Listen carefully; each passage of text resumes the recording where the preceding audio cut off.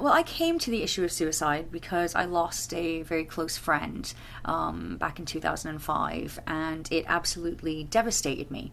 And I was working as a journalist at the time, and he was a journalist, and, you know, we were very close and couldn't understand how this actually, you know, could happen. Why would it happen? So, so that led me to going and doing a PhD in suicide. And originally what I was interested in, when I read something and I talked to a clinician in the States, and they had said that you could predict when someone was going to kill themselves. What ended up happening down the road was the Bridgend suicides.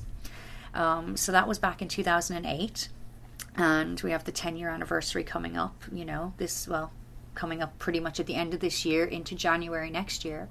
And so I started investigating the Bridgend suicides, but looking at the media coverage of the Bridgend suicides, because that was what was interesting to me.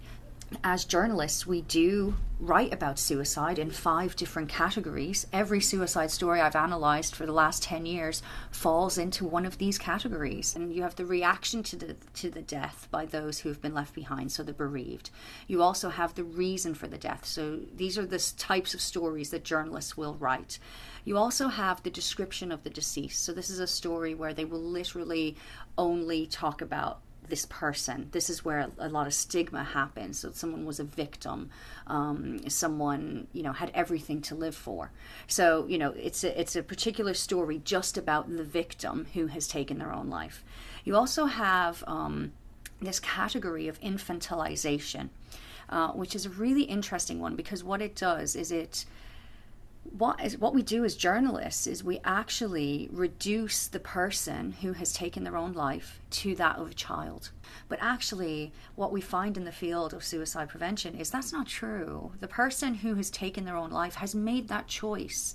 So by reducing them down in a story to actually being that of a child, it actually causes more stigma for a family, and it causes more issues around this topic of suicide. The 5th category is actually that of suicide in the internet, and that is actually one of the key things now that we find in stories is that, well, it must have been an online suicide cult. It must have been because they were friends. Look at all these people they had. I mean, that's what we found initially with the Bridgend suicides, was very much this notion of, well, because they all were friends on Bebo and Facebook, well, it was the internet.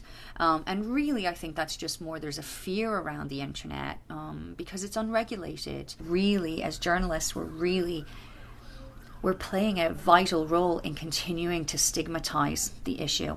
So what I've been doing and what I've been working on for the last 10 years, and now that the book has come out, shameless plug, you know, my goal now is to actually work with journalists to teach them and help them report suicide in a more responsible manner.